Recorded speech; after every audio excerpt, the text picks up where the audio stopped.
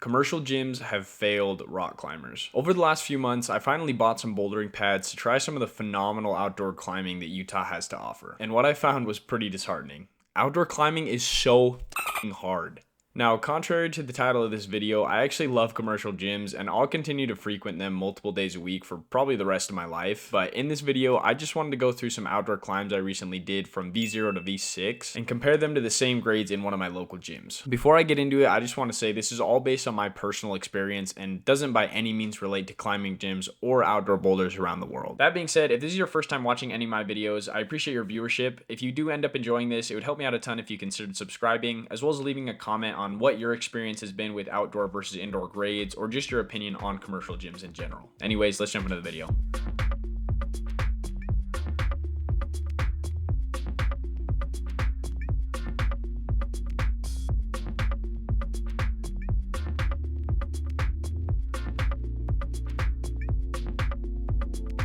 Now, before we get into the comparisons, I wanted to say that the gym that I went to for these indoor climbs was super sick. This was the Salt Lake Bouldering Project, and they had 3 different training boards, as well as more than enough equipment for all types of finger training and otherwise, and I would definitely recommend checking this gym out if you find yourself in the Salt Lake area. Now, with this V0, it was a super simple sit start with a couple really good holds, and then just a few moves on even better holds for an easy top out. With these first couple climbs, it might be kind of boring as far as the climbing goes, but this is where a lot of the discrepancies come in comparing inside to outside, so I'll get into that a little bit more with the V1 and 2. Even though that V0 was super easy, at least it had a heel hook involved at the start to throw a little bit of variety into the mix. This one was basically like moving along a bar with really good feet the entire way to completely take out any strength needed. And I know what you're thinking, it's a V0, it's supposed to be easy, but you'll see how crazy it gets as we start comparing higher grades to each other. I was totally caught off guard with how hard this next V1 was. I actually ended up falling on the first move because there were some really small crimps for a V1. I also had my friend Luke there with me helping me film, and even though he can flash V2 super easy inside, there was no way he was going to get this V1. Getting a heel hook on for this first move made this climb super easy for me, but watching a beginner try to use those crimps on those start holds as well as that next one, until you get to the meat hook, that's pretty crazy finger strength expected from a beginner. So coming from indoor gyms where V1s are just jug runs, it was wild to see how much technique this took and just overall finger strength this would require for somebody just getting into climbing. The V1 inside, however, was exactly what you would expect. Starting on jugs, moving to jugs, good feet the whole way, no heel hooks involved, no crazy technique. It did have this side pull that wasn't as good as I expected, but still, super easy climb overall, nothing like that outside V1. Now, I gotta throw some shade at Luke real quick for filming this next V2 in slow-mo. If you're watching this video, Luke, I'm never having you help me film again.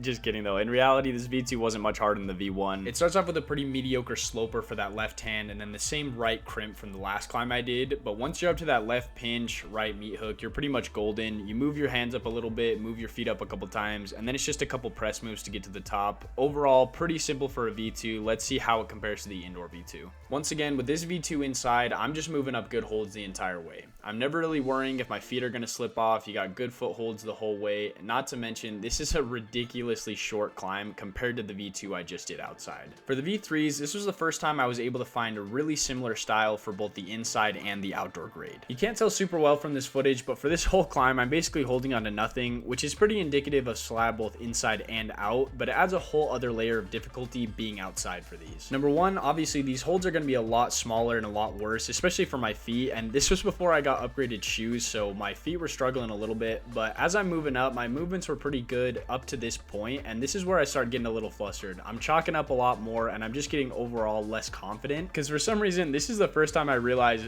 there's no one spotting me down there. It's just 2 pads. It would be a pretty nasty ground fall, and my fear is perfectly emphasized by this next clip of Luke. You know, if he falls, I can't spot him.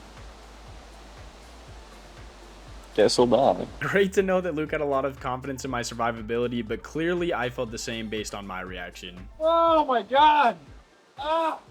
Comparing this to the indoor 3, it's just not even close. There's absolutely no fear factor when I'm doing this V3 slab. Number one, because it's juggy, but also just because the pads are really nice and I'm not really falling that far. Now, this isn't to say I want gyms to start making stuff more dangerous, especially slabs, because having a cheese grater fall on an indoor slab is still pretty awful, but moving through jugs as well as those nice side pulls, it's just not even close. Going into the V4s, however, this was actually the first time I was able to flash the outdoor grade and not flash the indoor counterpart. It starts off with that left hand side pull, and then a right slopey pocket, and it was just that left hand one crux move out to a tiny crimp. I was able to catch it somehow and then just move my hand up slowly as I went, and once I got my foot up, it was honestly just a pretty easy top out from there. Pretty simple, but I've never flashed a V4, so I felt pretty good about this one. Also got a pretty sick shot of Utah Valley, so hopefully you guys enjoy the scenery a little bit.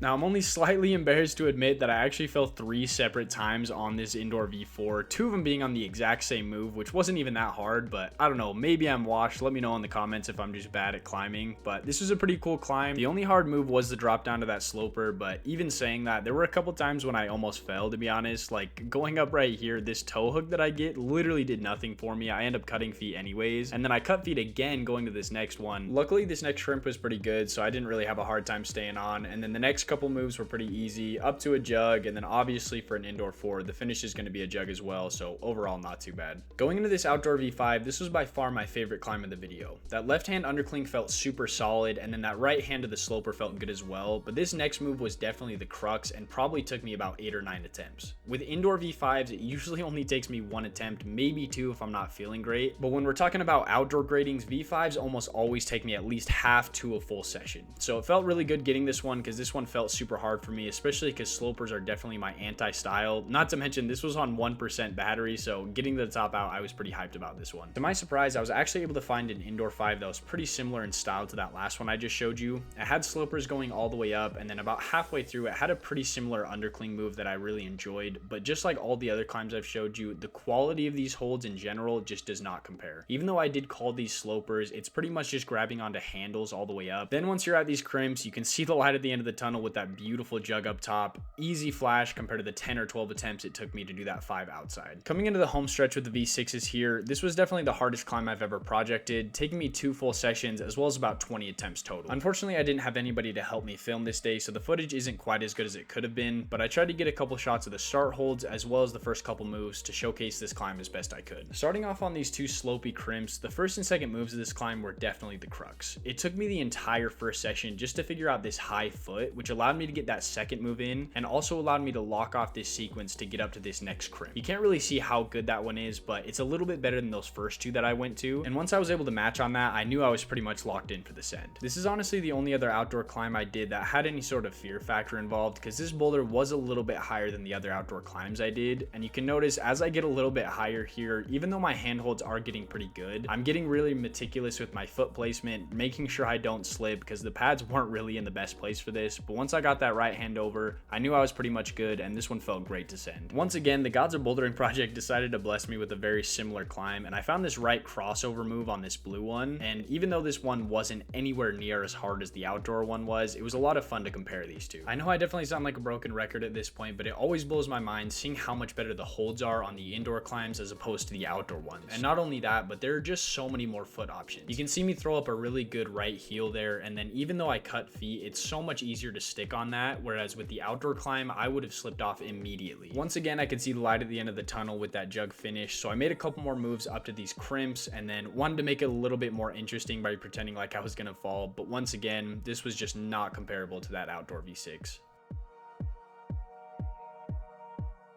Now, before I end the video, there's a couple things I want to quickly say. Number one, I do understand that climbing gyms do this for one specific reason, and that's to make money. They're going to get a lot more people coming into the gym if they have some easy grades where they can progress quickly and just make it up the ranks as fast as possible. At the same time, however, I do understand how discouraging it would be for a new climber to come into a gym for the first time thinking they're picking up this awesome hobby and just get completely annihilated by like a V1 or 2. That would be super discouraging, and I don't want anybody to be turned away from this awesome sport. Number two, I have heard from quite a few advanced climbers that are doing V9, 10, 11 plus, and so on, that it starts getting a little bit more consistent once you get to those higher grades. So I'm excited to see once I start sending 9s and 10s, if they're going to start getting a little bit more similar to those outdoor grades and just become more consistent in general. Number three, and most importantly, I understand climbing has never been about chasing grades. The most important things about climbing are getting more physically fit, enjoying yourself, and just being physically active as much as possible. Climbing is a wonderful sport, and if you're focusing so much on grades, which I definitely have a little bit in this video,